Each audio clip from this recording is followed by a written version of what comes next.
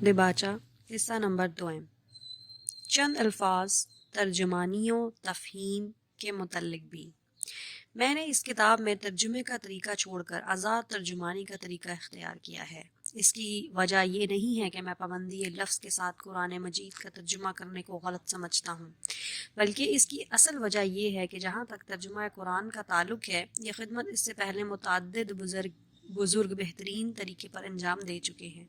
اور اس راہ میں اب کسی مزید کوشش کی ضرورت باقی نہیں رہی ہے۔ فارسی میں حضرت شاہ ولی اللہ صاحب کا ترجمہ اور اردو میں شاہ عبد القادر صاحب، شاہ رفیع الدین صاحب، مولانا محمود حسن صاحب، مولانا اشرف علی صاحب اور حافظ فتح محمد صاحب جلندری کے تراجم ان اغراض کو بخوبی پورا کر دیتے ہیں جن کے لیے ایک لفظی ترجمہ درکار ہوتا ہے، لیکن کچھ ضرورتیں ایسی ہیں جو لفظی ترجمے سے پوری نہیں ہوتی اور نہیں ہو سکتی، انہی کو میں نے ترجمانی کے ذریعے سے پورا کرنے کی کوشش کی ہے۔ لفظی ترجمے کا اصل فائدہ یہ ہے کہ قرآن کہ ہر لفظ کا مطلب معلوم ہو جاتا ہے، اور وہ ہر آیت کے نیچے اس کا ترجمہ پڑھ کر جان لیتا ہے کہ وہ اس آیت میں یہ کچھ فرمایا گیا ہے۔ لیکن اس فائدے کے ساتھ اس طریقے میں کئی پہلو نقص کے بھی ہیں جن کی وجہ سے ایک غیر عربی داں ناظر قرآن مجید سے اچھی طرح مستفید نہیں ہو سکتا۔ پہلی چیز جو ایک لفظی ترجمے کو پڑھتے وقت محسوس ہوتی ہے وہ روانی عبارت، زور بیاں، بلاغات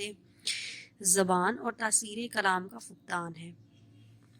قرآن کی سطروں کے نیچے آدمی کو ایک ایسی بے جان عبارت ملتی ہے جسے پڑھ کر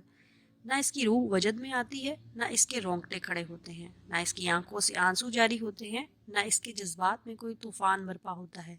نہ اسے یہ محسوس ہوتا ہے کہ کوئی چیز عقل و فکر کو تسخیر کرتی ہوئی قلب و جگر تک اترتی چلی جا رہی ہے۔ اس طرح کا کوئی تاثر رونما ہونا تو درکنار، ترجمے کو پڑھتے وقت تو بسا اوقات آدمی یہ سوچتا رہ جاتا ہے کہ کیا واقعی یہی وہ کتاب ہے جس کی نظیر لانے کے لیے دنیا بھر کو چیلنج دیا گیا تھا۔ اس کی وجہ یہ ہے کہ لفظی ترجمے کی چھنی صرف دوا کے خشک اجزاء ہی کو اپنے اندر سے گزرنے دیتی ہے۔ رہی ادب کی وہ تیز و تند سپرٹ جو قرآن کی اصل عبارت میں بھری ہوئی ہے، اس کا کوئی حصہ ترجمے میں شامل نہیں ہونے پاتا، وہ اس چلنی کے اوپر ہی سے اڑ جاتی ہے۔ حالانکہ قرآن کی تاثیر میں اس کی پاکیزہ تعلیم اور اس کی عالی قدر مضامین کا جتنا حصہ ہے، اس کے ادب کا حصہ بھی اس سے کچھ کم نہیں ہے۔ یہی تو وہ چیز ہے جو سنگ دل سے سنگ دل آدمی کا دل بھی پگھلا دیتی تھی،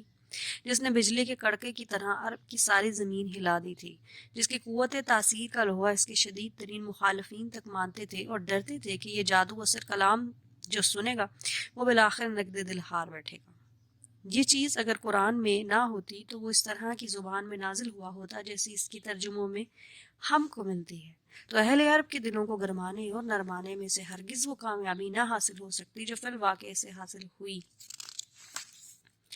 لفظی ترجموں سے طباع کی پوری طرح متاثر نہ ہو سکنے کی ایک وجہ یہ بھی ہے کہ ترجمے بالعموم بین السطور درج کیے جاتے ہیں یا نئے طرز کے مطابق صفحے کو دو حصوں میں تقسیم کر کے ایک طرف کلام اللہ اور دوسری طرف ترجمہ لکھا جاتا ہے۔ یہ طریقہ اس غرض کے لیے تو عین مناسب ہے جس کی خاطر آدمی لفظی ترجمہ پڑھتا ہے، کیونکہ اس طرح ہر لفظ اور ہر آیت کے مقابلے میں اس کا ترجمہ ملتا جاتا ہے۔ لیکن اس کا نقصان یہ ہے کہ ایک آدمی جس طرح دوسری کتابوں کو پڑھتا اور ان سے اثر قبول کرتا ہے، اس طرح وہ ترجمہ قرآن کو نہ تو مسلسل پڑھ سکتا ہے اور نہ اسے اصل قبول کر سکتا ہے، کیونکہ بار بار ایک اجنبی زبان کی عبارت اس کے مطالعے کی راہ میں حائل ہوتی رہتی ہے۔ انگریزی ترجموں میں اس سے بھی زیادہ بے اسری پیدا کرنے کا ایک سبب یہ ہے کہ بائبل کے ترجمے کی پیروی میں قرآن کی ہر آیت کا ترجمہ الگ الگ نمبر وار درج کیا جاتا ہے۔ آپ کسی بہتر سے بہتر مضمون کو لے کر ذرا اس کے فکرے کو الگ کر دیجئے اور اوپر نیچے نمبر وار لکھ کر اسے پڑھیے، آپ خود محسوس ہو جائے گا کہ مربوط اور مسلسل عبارت سے جو اثر آپ کے ذہن پر پڑتا تھا، اس سے آدھا اثر بھی ان جدا جدا فکروں کے پڑھنے سے نہیں پڑتا۔ حصہ دوم کا اختتام ہوتا ہے۔ حصہ سوم دوسری آڈیو میں بتایا جائے گا۔